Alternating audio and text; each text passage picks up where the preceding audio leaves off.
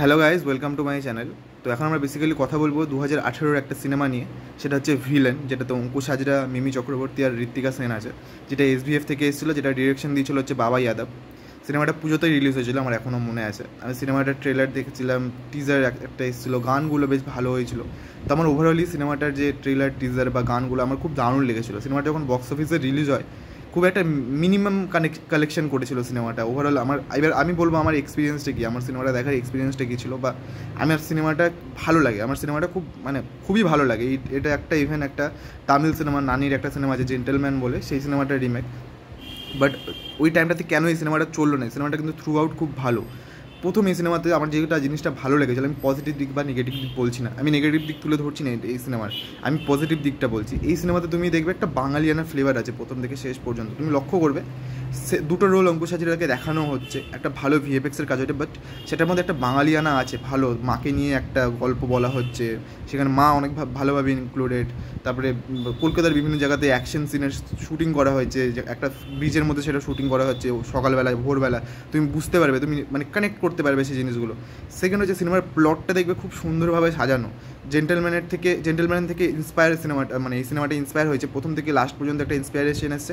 লাস্টে গিয়ে যে ক্লাইম্যাক্স আছে সেখানে একটু হালকা চেঞ্জেস করা হয়েছে, যেটাতে ভিলেন 2 এর আভাস দেওয়া হয়েছে, ঠিক আছে।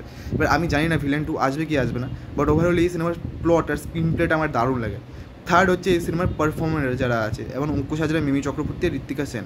আমার ঋত্বিকা সেনের পারফরমেন্স অতটা ভালো লাগেনি, বাট আমার মিমি চক্রবর্তী আর অঙ্কুশ হাজরার পারফরমেন্স ভালো লেগেছে। কেন ভালো লেগেছে? অঙ্কুশ হাজরা এই সিনেমাটার আগে তার লাস্ট সিনেমা ছিল বলদুর্গা মাইকি, তারপরে সে একটা 6 মাসের বা 7 মাসের ব্রেক নিয়েছিল। সে মুম্বাই গিয়ে তার ফিজিক্স চেঞ্জ করে আসে সেখানে দেখবে তুমি এই সিনেমার মধ্যে সে 6 প্যাক নিয়ে অবতার হয় এক ধরনের, আলাদা রকমভাবে। তো ওভারঅলি যখন সিনেমাতে তুমি তাকে দেখছো, তার লুকটা একটা আলাদা রকম লাগছে। তাকে দেখতে, সে যখন অ্যাকশন করছে বা সে যখন ডান্স করছে প্যার কা ডোজে, বা মিমির সাথে যখন তার কেমিস্ট্রি হচ্ছে, তাকে কিন্তু দেখতে হেভি লাগছে। তাতে প্রপার একটা হিরো যাকে আমরা যেরকমভাবে দেখতে চাই, সে কিন্তু দেখবে সেইভাবে প্রেজেন্টেশন করা এই সিনেমাটার মধ্যে। এই সিনেমার মিমি চক্রবর্তীর তুমি পারফরমেন্স দেখবে, ওভারঅলি তার অন্যান্য সিনেমার থেকে অনেক ভালো। একটা মাস কমার্শিয়াল সিনেমাতে যেরকম অ্যাক্টিং লাগে, সে কিন্তু প্রপার সেরকমই করেছে, যে কারণে এই সিনেমার পারফরমেন্সটা খুব ভালো লাগে। থার্ড হচ্ছে এই সিনেমার গান।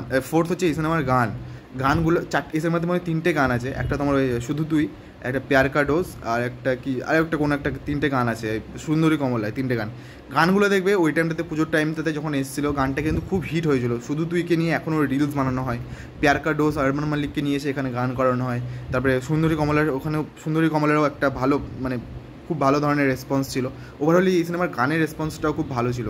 আর যেটা আমার ভালো লাগে, যে ইন্সপায়ার হওয়া সত্ত্বেও লাস্টের দিকে যখন এই সিনেমাটা লাস্টে চলে যায়, তখন তুমি দেখবে এই সিনেমাটার থেকে ক্লাইম্যাক্সটা চেঞ্জ করা হয়ে যায়। অঙ্কুশের যে সেকেন্ড ক্যারেক্টারটা যেটা ছিল, সেই ক্যারেক্টারটাকে আমাদেরকে দেখানো হয়েছে যে মেরে দিয়েছে, কিন্তু লাস্টে গিয়ে সেই ক্যারেক্টারটা আবার তাকে ফোন করছে।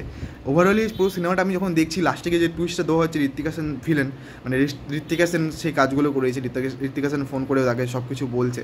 তো ওভারঅলি যখন তুমি সিনেমাটা লাস্টে গিয়ে পৌঁছাচ্ছ, তোমার একটা মাথার মধ্যে টুইস্ট কাজ করছে। একটা মাস কমার্শিয়াল সিনেমাতে যেটা খুব দরকার, সেটাই সিনেমাটা প্রপার করতে পেরেছে। বাট আমি জানি না, এই সিনেমাটা বক্স অফিসে একদম পুরো মুখ থুবড়ে পড়েছিল, খুব একটা ভালো কালেকশন করতে পারেনি।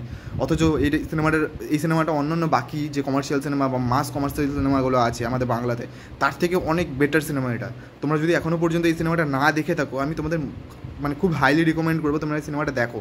প্রথম 20 মিনিট তোমাদের একটু বোরিং লাগতে পারবে, বাট যখন সিনেমাটায় তার জোনে চলে যাবে, যখন মিমি চক্রবর্তীর সাথে সব ঠিক হয়ে যাবে, সেখান থেকে যখন জোনে যাওয়া শুরু করবে ধীরে ধীরে, অঙ্কুশ হাজরার পারফরমেন্স, তারপরে প্লট, স্ক্রিন প্লে, এগুলো তোমাকে মাতিয়ে রাখবে সিনেমাটার মধ্যে। সেই একটা ক্লাইম্যাক্সের আগে একটা অ্যাকশন আছে, সেখানে দুটো অঙ্কুশকে সামনাসামনি রাখা হচ্ছে, মুখের সামনাসামনি, দুটো অঙ্কুশকে ফেস টু ফেস অ্যাকশন করানো হচ্ছে, যেটা ভিএফএক্সের খুব একটা ভালো কাজ। প্রথম এরকম ফেস টু ফেস দুটো একই ক্যারেক্টারকে দিয়ে অ্যাকশন করানো হয়েছে, যেটা দেখতে দারুণ লাগছে। তো ওভারঅল এই সিনেমাটা যদি আমি রেটিং করতাম, আমি এটা 8 আউট অফ 10 দেবো। তোমরা যদি চাও এই সিনেমাটা দেখতে পারো, এই সিনেমাটা অ্যামাজন প্রাইমে অ্যাভেলেবেল আছে।